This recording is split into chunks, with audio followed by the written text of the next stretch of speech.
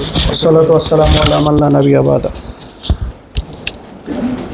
আল্লাহর মেহেরবানি, আল্লাহ আমাদেরকে হওয়ার তৌফিক দান করছেন। দিন হলো কল্যাণকামিতার নাম। এক হাদিসে আসছে দিন কল্যাণকামিতা, বুখারী শরীফের হাদিস।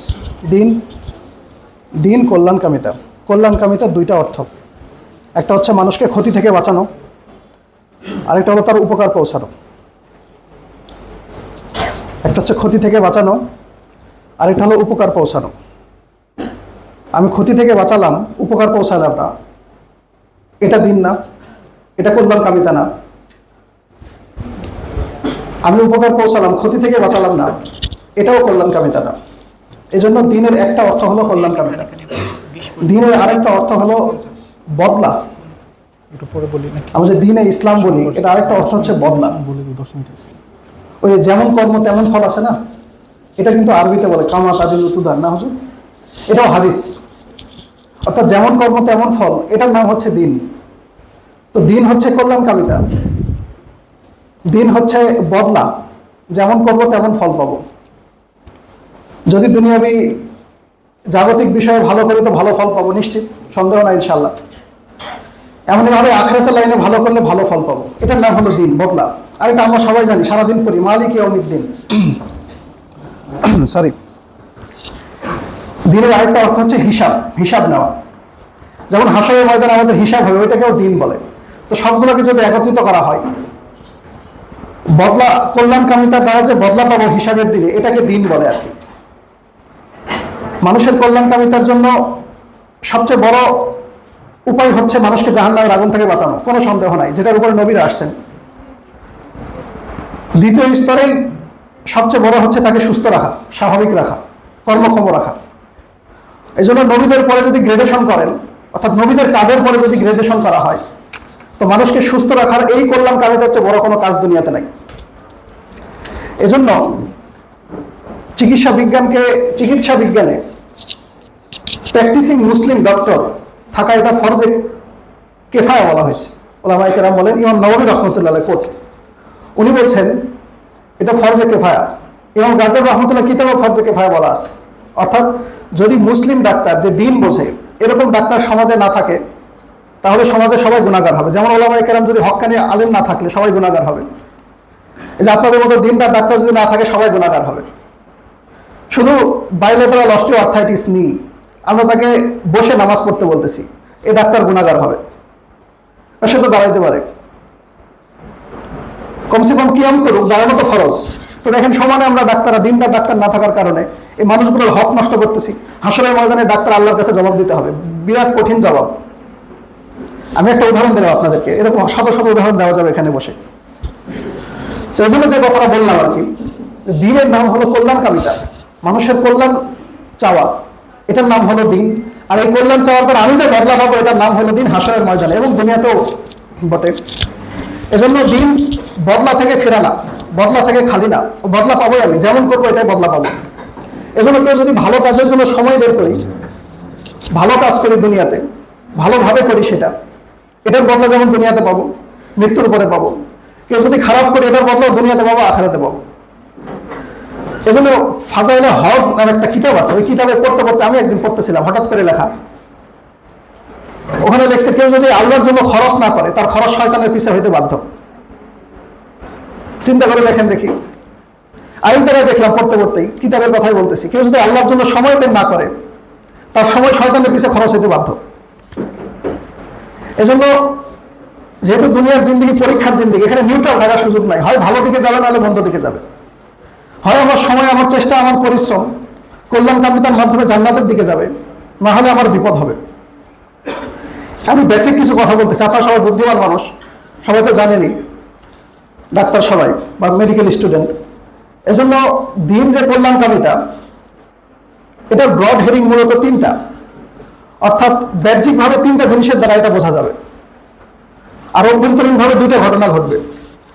একটা হচ্ছে তাকে দিনের উদ্দেশ্য হলো, ইসলামের উদ্দেশ্য হলো ক্ষতি থেকে হেফাজত করা হবে তাকে, দুই হলো তাকে উপকার পৌঁছানো হবে। এই জন্য দিনের যত হুকুম আছে না, হুকুমের নির্যাস দুইটা, ক্ষতি থেকে বেঁচে থাকবে, ক্ষতি থেকে বেঁচে থাকবে এবং তার উপকার পৌঁছানো হবে। ধরেন বিড়ি খাওয়া, সিগারেট খাওয়া, সিগারেটের দ্বারা ক্ষতি থেকে হেফাজত হয়, ক্ষতি থেকে হেফাজত হয়। একই দাবি করতেছিলাম, এটা তো আছে মাত্র, শান্তির ফেরেশতা তার কাছে আসে না। এক জায়গায় করতেছিলাম, কিভাবে লিখছেন বড় আলেম, উনি লিখছেন যে বিড়ির কারণে মুখ থেকে গন্ধ আসে, এজন্য যখন তার এই অবস্থা যদি তার মৌত হয়, তখন শান্তির ফেরেশতা তার কাছে আসবে না, শুরুতে আযাবের ফেরেশতা আসবে। চিন্তা করে দেখেন দেখি কত বড় ব্যাপার। তখন ডাক্তারদের একটা বড় কাজ, তাই না? এমআইয়ের রোগী, সিকেলের রোগী, সিওপিডির রোগী, ব্রঙ্কিয়াল ম্যালিগনেন্সির রোগী, স্ট্রোকের রোগী, সারাদিন আমাদের বলতে হয়, অ্যানজাইনা রোগী, সারাদিন বলতে হয় আপনি বিড়ি খাবেন না, বিড়ি খাবেন না, বিড়ি খাবেন না। এটা যদি এই নিয়তে বলি এটার দ্বারা আমার সওয়াব হবে, আমি করলাম না, এটা করলাম, তাহলে এটা পুরোটা দিন হয়ে গেল। তাহলে শুধু এটা না যে ওষুধ লিখে দিলে উনি আরামে থাকলেন, আমি সওয়াব পেয়ে গেলাম, এটা না। বরঞ্চ আমি যদি প্রিভেন্টিভ একটা কথা বলে দিই, এটাও করলাম কামিতা হয়ে গেল, এটাও দিন হলো, আমি এটাও বদলা পেয়ে যাবো।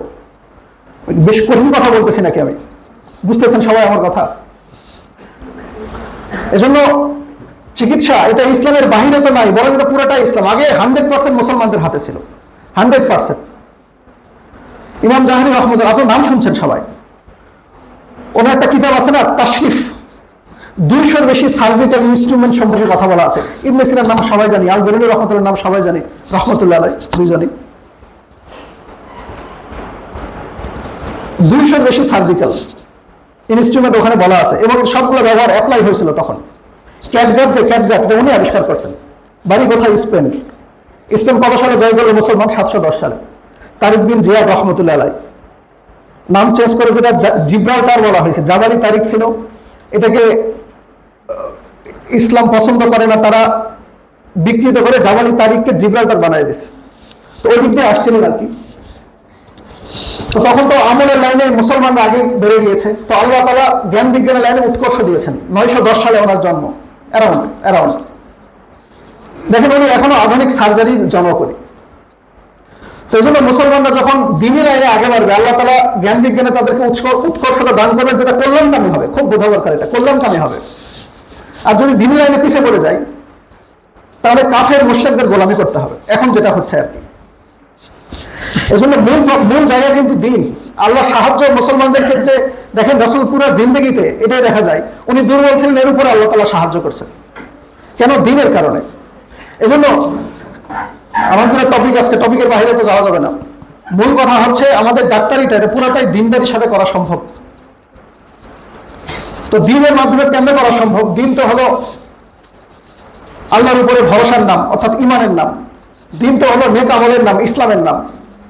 আর 3 নম্বর দিন তো হলো ইখলাসের নাম, অর্থাৎ এই কাজগুলোর দ্বারা, নামাজের দ্বারা, রোজার দ্বারা, হজের দ্বারা, জাকাতের দ্বারা মানুষের সেবা পৌঁছাচ্ছি, সুস্থতার জন্য চেষ্টা করে যাচ্ছি, গোপনে গুনাহ থেকে বেঁচে থাকতেছি, সুদ খাচ্ছি না, রোগীর টেস্টের পয়সা থেকে টাকা নিচ্ছি না, ডাক্তারদের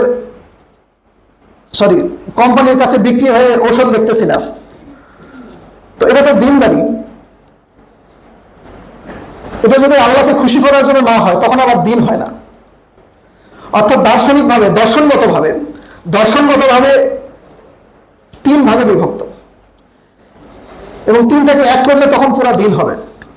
অন্তরের ভিতরে আল্লাহর উপরে পুরো ভরসা থাকতে হবে, আল্লাহকে রব বলে চিনতে হবে, রাসূলুল্লাহ সাল্লাল্লাহু আলাইহি ওয়াসাল্লামের সুন্নতকে মানতে হবে, রাসূল সাল্লাল্লাহু আলাইহি ওয়াসাল্লামকে চিনতে হবে। 3 হলো আখিরাতের উপরে পরিপূর্ণ বিশ্বাস থাকতে হবে। এরপরে নেক আমল যখন করব, এটাকে বলে ইসলাম। আর এতগুলো বিশ্বাসের কথা বললাম, এটা হচ্ছে ঈমান। ঈমান ইসলামের সাথে যখন ইখলাস থাকবে, তখন পুরোপুরি দিন হবে। এটা হচ্ছে দর্শনগতভাবে। আর বাহ্যিকভাবে কি পৌঁছাবে? ওই যে উপকার পৌঁছাবে, ক্ষতি থেকে হেফাজত হবে, উপকার পৌঁছাবে। যদি কেউ খারাপ অভ্যাস কারো না থাকে, হেপাটাইটিস বি হবে না, ক্রনিক লিভার ডিজিজ হবে না, লিভার ক্যান্সার হবে না। আইভি ড্রাগ অথবা বদ চরিত্রের লোক যদি না হয়, তাহলে তো হেপাটাইটিস বি হওয়ার কথা না স্বাভাবিকভাবে। হেপাটাইটিস সি সেটা, এবং এটা আমাদের ফল্টের কারণে হয়, তাই না? আমাদের ফল্টের কারণে হয়, কিন্তু মিসম্যানেজমেন্টের জন্য। তো যেটা বলতে চাচ্ছি আর কি, এজন্য কল্যাণকামিতা তখনই হবে, কল্যাণকামিতা তখনই আল্লাহর কাছে বদলাযোগ্য হবে, যখন এর সাথে ইখলাস থাকবে। এখন কথাগুলো খুবই সহজ হয়ে গেল, খুবই সহজ হয়ে গেল। আল্লাহর উপরে ভরসা করে আমি যখন আমার তরিকা ঠিক রাখবো, রাসূল সাল্লাল্লাহু আলাইহি ওয়াসাল্লামের তরিকার জায়গায় আছে কিনা দেখবো, অবশ্যই আছে, সব জায়গায় আছে, এবং আল্লাহকে খুশি করার জন্য ডাক্তারি করব, কসম খোদা এটা পুরোপুরি দিন হয়ে যাবে। এমআই রোগী আমার কাছে আসবে, যদি পিসিআই এর ফ্যাসিলিটিস না থাকে, টেনেক্টিক্লেস দেবো, গরিব রোগী হলে স্টেপ্টোকাইনেস দেবো। দুইজনই এমআই রোগী, দুইজনই অ্যান্টিল্যাটারাল এমআই, ধরে নেন এক্সটেন্সিভ এমআই, দুইজনের একই চিকিৎসা দিলাম, একজন মারা যাবে আর একজন বেঁচে থাকবে। এরকম প্রচুর হচ্ছে, আমাদের হাতে হয়, প্রত্যেক দিনই হয়। তো আল্লাহর উপরে ভরসা কেন? এটা যুক্তি দ্বারা হবে না, এটা ভিতর থেকে আসতে হবে। তারপরে এমনি যুক্তি দিচ্ছি আমি, দরকার নাই যদিও। আল্লাহর উপরে ভরসা কেন? কারণ যদি এমআই এর ক্ষমতা থাকে, অসুখের ক্ষমতা থাকে, তাহলে দুইজন রোগী মারা যাওয়ার কথা, দুইজনই কার্ডিয়াক অ্যারেস্টে যাওয়ার কথা, দুইজনই ভিটি হয়ে মারা যাওয়ার কথা। হচ্ছে না তো, একজন তো স্টেপ্টোকাইনেস রেসপন্স করে যাচ্ছে, আরেকজন রেসপন্স করে না। এমনকি প্রিসিশন মেডিসিন আসে না এখনো, সামনে আসবে এআই বেসড মেডিসিন যখন আসবে, তখনও ডেথ রেটকে কখনোই জিরো করা সম্ভব না। তাহলে পার্সোনালাইজড মেডিসিন করা হলো, তার জিন দেখে তাকে চিকিৎসা দেওয়া হলো, এরপরও ডেথ কমানো সম্ভব হলো না কেন? কারণ আল্লাহর ইচ্ছা তাই। এই জন্য দিন শেষে আমাদের অবশ্যই আল্লাহর কাছে স্যারেন্ডার করতে হবে। এটা যদি দিনের শুরুতে করতে পারি তাহলে বদলা পাওয়া যাবে। আচ্ছা না, আল্লাহ ফেরাউনকে বললেন তোমার সময় শেষ, তো আমাকে যদি বলে ফেলে তোমার সময় শেষ, তাহলে তার হলো না। এজন্য এই প্র্যাকটিসগুলো আজকে আমার চোখ যদি বন্ধ হয়ে যায়, খবরে আমাকে শোয়ানো হয়, আমাকে উঠানো হবে, হাদিস থেকে বলতেছি। এরপরে কাফনে কাপড় খুলে পড়ে যাবে, মানুষ নাঙ্গা হয়ে যাবে, নেকেড হয়ে যাবে। এরপরে তাকে জিজ্ঞেস করা হবে মার রব্বুকা, তোমার রবকে। তো আজকে আমি যদি মনে করি মানুষকে বাঁচাই স্টেপ্টোকাইনেস, ডিকের রুগী আসছে, যেগুলো হয় ওয়ার্ডে সারাদিন, ডিকের রুগী আসছে, সবারই চিকিৎসা এটাই তো, ইনসুলিন, ফ্লুইড, পটাশিয়াম, অ্যান্টিবায়োটিক, সবারই তো তাই চিকিৎসা। তো একটা ডিকের রুগী মারা যাচ্ছে, কলাপস করে যাচ্ছে, আরেকটা ডিকের রুগী বাসায় ফিরে যাচ্ছে। ডিকের ক্ষমতা থাকলে দুই রোগী মারা যেত, ইনসুলিন, ফ্লুইড, পটাশিয়ামের ক্ষমতা থাকলে দুই রোগী বেঁচে যেত। এজন্য মারনেওয়ালা আল্লাহ তাআলা, বাঁচানোওয়ালা আল্লাহ তাআলা, এই ইয়াকিন খুব বেশি করা চাই। না হলে হবে কি, আমার ইয়াকিন চলে যায় পিসিআই এর উপরে, তো রিভাস্কুলারাইজেশন করে দিলাম রোগীটাকে, সে তো বেঁচে গেল। প্রচুর প্রাইমারি পিসিআই ওখানেই অন টেবিলে ক্যাথলেটের ভিতরে স্টেনোসিস হয়, হয়ে মারা যায়, থ্রম্বোসিস হয়, হয়ে মারা যায়। তাহলে মরলো কেন? সে তো বাঁচতে আসছিল। এজন্য ভাই, ইচ্ছা আল্লাহ তাআলা, আল্লাহ চাইলে আমার চেষ্টা সফল হতেও পারে, নাও পারে। সফল হোক বা না হোক, আমি যদি জেনে বুঝে চিকিৎসা করি, তাহলে দিন ওই যে কল্যাণকামিতা, ওই যে বদলা, আল্লাহ তাআলা 100% বদলা আমাকে দান করবেন। এটাই হলো ডাক্তারের আসল মজাটা আর কি। অর্থাৎ আউটকাম আমার যাই হোক না কেন, আমি যদি জেনে বুঝে চিকিৎসা করি, তো 100% কল্যাণকামিতা, অর্থাৎ মানুষের উপকার পৌঁছানো যত সব, আল্লাহ তাআলা পুরোটা তাকে দান করবেন। একজন ডাক্তার যদি সকালে রোগী দেখার জন্য বের হয় এই নিয়তে যে আল্লাহ মানুষকে সেবা করবো তোমাকে খুশি করার জন্য, আর অবশ্যই রাসূলের তরিকায় করব। ফিমেল রোগী আমার কাছে আসছে, অবশ্যই তার পর্দা আমি লঙ্ঘন করবো না, নষ্ট করবো না, যাতে কেননা তার জন্য এটা ফরজ, এটা আমার জন্য তার রক্ষা করা জরুরি। গরিব মানুষ আসছে, তার জন্য যদি বিপদের কারণ না হয়, অতিরিক্ত টেস্ট দিব না, বড় লোক হলে অতিরিক্ত টেস্ট দিব না, হয়তো স্ক্রিনিং পারপাসে কিছু করতে পারি। দুর্বল কোম্পানিগুলো ওষুধ লিখবো না, কারণ এটা তো আমার দায়িত্ব না। আমার দায়িত্ব হচ্ছে ভালো ওষুধগুলো লেখা, মেনটেন করা তো আমার দায়িত্ব না, কোয়ালিটি তাদের দায়িত্ব। তো এই জন্য বলতে চাচ্ছি আর কি, সকালে রোগী দেখার জন্য বের হয় কোনো ডাক্তার, যদি সকালে রোগী দেখার জন্য বের হয়, তো এক হাদিসে আসছে 70,000 ফেরেশতা সন্ধ্যা পর্যন্ত তার জন্য দোয়া করবে, আর বলবে তুমি বরকতময়, তোমার চলা বরকতময়, তুমি তোমার ঠিকানা জান্নাতে বানাইয়া লইয়াছো। তো যারা ফার্স্ট ইয়ারে পড়ে তারাও যদি এই চিন্তা করে, আমি তো হালাল রুজি কামাইয়ের জন্য আসছি নেত্রকোনা মেডিকেলে, আমি এই যে ক্লাসে যাচ্ছি ডাক্তারি শেখার জন্য, হালাল রুজি কামাই করবো, এরপরে ডাক্তারি শিখে মানুষকে উপকার পৌঁছাবো, রোগী দেখবো, তো 70,000 ফেরেশতা সবার সাথে চলতে শুরু করবে, নেত্রকোনা মেডিকেল ফেরেশতা দিয়ে ভরে যাবে। শুধু নিয়ত, ওই যে বললাম, শুধু আল্লাহর উপরে ভরসা থাকলেই হবে না, শুধু নেক আমল থাকলেই হবে না, নিয়ত ঠিক থাকতে হবে। এই জন্য নিয়তটা যদি করা হয়, বহু ক্ষতি থেকে সারা বাংলাদেশ বেঁচে যাবে। ডাক্তারদের বদনাম 100% জিরোতে নেমে আসবে, 100% বদনাম জিরোতে নেমে আসবে নিয়ত ঠিক হয়ে গেলে। প্রচুর প্রবলেমগুলো নিয়তের কারণে হচ্ছে। নিয়ত ঠিক থাকলে সকালে তার আর্জ থাকবে, আমি ফাঁকি দিব না, তখন পরিশ্রম করতে মন চাবে। আরেক হাদিসে আসছে, যদি কোনো ব্যক্তি নিয়ত খালেস করে, আসসালামু আলাইকুম, নিয়ত খালেস করে রোগী দেখতে বের হয়, জাহান্নাম তার থেকে 70 বছর দূরে সরে যায়। এটা তাহলে কত বড় বদলাম, এটা তাহলে কত বড় বদলা যে জাহান্নাম আমার থেকে 70 বছর দূরে সরে যাচ্ছে সন্ধ্যা পর্যন্ত। সন্ধ্যায় ওয়ার্ডে ক্লাস করার জন্য আমরা যদি বের হই, তাহলে জাহান্নাম সকাল পর্যন্ত 70 বছর দূরে সরে যাবে। তাহলে আমরা কল্পনা করে দেখি যে মানুষের উপকার পৌঁছানোর বদলা কি পরিমাণ আল্লাহ তাআলা দান করতেছেন। জাহান্নাম দূরে সরে যাচ্ছে, 70,000 ফেরেশতার দোয়া পাচ্ছি। তো এই জন্য এটার জন্য শর্ত কি? এর জন্য শর্ত হচ্ছে ইখলাস ঠিক থাকতে হবে আর পড়াশোনা ঠিক রাখতে হবে। এক হাদিসে আসছে, যদি কোনো ডাক্তার অভিজ্ঞতা অর্জন ছাড়াই রোগী দেখে, আশরাফ আলী থানভী রহমতুল্লাহ ইসলাহুর রসুম কিতাব থেকে বলতেছি, আল্লাহ তাআলা দুনিয়াতে তাকে পাকড়াও করবেন, মৃত্যুর পরে তাকে আযাব দেওয়া হবে। এজন্য পোস্ট গ্রাজুয়েশন কেন করা দরকার, আমাদের ভালো পড়াশোনা কেন করা দরকার, অভিজ্ঞতা কেন অর্জন করা দরকার, এবং খুব ভালো জেনে বুঝে কেন চিকিৎসা করা দরকার। দুনিয়াতে পাকড়াও হবে, আখিরাতে পাকড়াও হবে যদি না জেনে বুঝে চিকিৎসা করে। জেনে বুঝে জানা কমপ্লিট না করে চিকিৎসা করে, মানুষের ক্ষতি হয়ে যায়। না জানার কারণে, অজ্ঞতার কারণে আল্লাহ তাআলা তাকে পাকড়াও করবেন, হাদিসে আসছে, আমার কথা না। এজন্য আমরা যে ভুলগুলো করা হয়, একটা ছেলে ভালো পড়াশোনা করছে, তাকে আমরা ক্লাসে টিচ করি, অথবা কি বলে ছাত্র হোস্টেলে বা লেডিস হোস্টেলে টিচ করা হয় যে ও তো আতেল বা ও এরকম। এটার দ্বারা আমি ক্ষতি করলাম তার, এবং আমার আখিরাতের ক্ষতি করলাম। আমি একজন মানুষের ভালো রাস্তাকে বন্ধ করে দিলাম। বরঞ্চ টিচ করা উচিত কাকে, যেখানে এটা না করে সময় নষ্ট করতেছে। অর্থাৎ এখানে কাজে তো আমাদের পড়াশোনা করা। যদি পড়াশোনা না করে, খুব ভালো করে বোঝা দরকার। যদি কেউ পড়াশোনা না করে, তার সময় লাইয়ানি কাজে ব্যবহার হওয়া বাধ্য। আর মুমিনের কাজে না, সে লাইয়ানি কাজে সময় নষ্ট করবে, অর্থাৎ প্রয়োজন নেই এমন কাজ।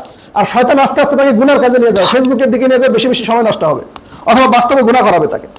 তো এই জন্য আমরা আমাদের সময়গুলো পড়ার কাজে ব্যবহার করি, দিনী কাজে ব্যবহার করি, মানুষের উপকারার্থে ব্যবহার করি, আল্লাহ তাআলা পুরা বদলা দান করবেন। আর এটার জন্য সময় বের করা জরুরি। অর্থাৎ নিজেরা যদি এমন পরিবেশে থাকি, এমন লোকদের সাথে মিশি, এমন বন্ধুদের সাথে মিশি যারা এগুলোর সাথে সম্পর্ক না, অর্থাৎ যারা ভালো আখলাকের না, তাহলে বড় ক্ষতি হয়ে যাবে। এজন্য হোস্টেলগুলোতে ভালো থাকার বড় উপায় হলো যাদের আখলাক ভালো এবং যারা পড়াশোনা ভালো করে তাদের সাথে মেশা, এবং গুনাহগুলোকে খুব পরিহার করা। ছেলে এবং মেয়ে উভয়ের জন্যই নজর হেফাজত করা খুব জরুরি, খুব জরুরি। এটার দ্বারা খুব ভালোভাবে পড়াশোনা করা যায়, ভালো রেজাল্ট করা যায়, অনার্স পাওয়া যায়, প্লেস করা যায়, এগুলো কোনো ব্যাপার না। পোস্ট গ্রাজুয়েশন করা যায়, বিসিএস করা যায়, এগুলো কোনো ব্যাপারই না, আসলে খুব সহজ। এজন্য আমরা নিয়ত করি ইনশাআল্লাহ রুমগুলোতে একটা দ্বীনি পরিবেশ রাখার চেষ্টা করব, গুণামুক্ত পরিবেশ রাখার চেষ্টা করব। আর এমন ছেলেদের সাথে, মেয়েরা এমন মেয়েদের সাথে মিশবো যারা খারাপ কথাও বলে না, খারাপ কাজও করে না, অথবা যাদের আখলাক খুব ভালো। না হলে হবে কি, বড় ক্ষতি হয়ে যাবে, আখিরাতে ক্ষতি হবে, দুনিয়াতে ক্ষতি হবে। আল্লাহ আমাদের সবাইকে হেফাজত করেন। আসসালামু আলাইকুম ওয়া রাহমাতুল্লাহ।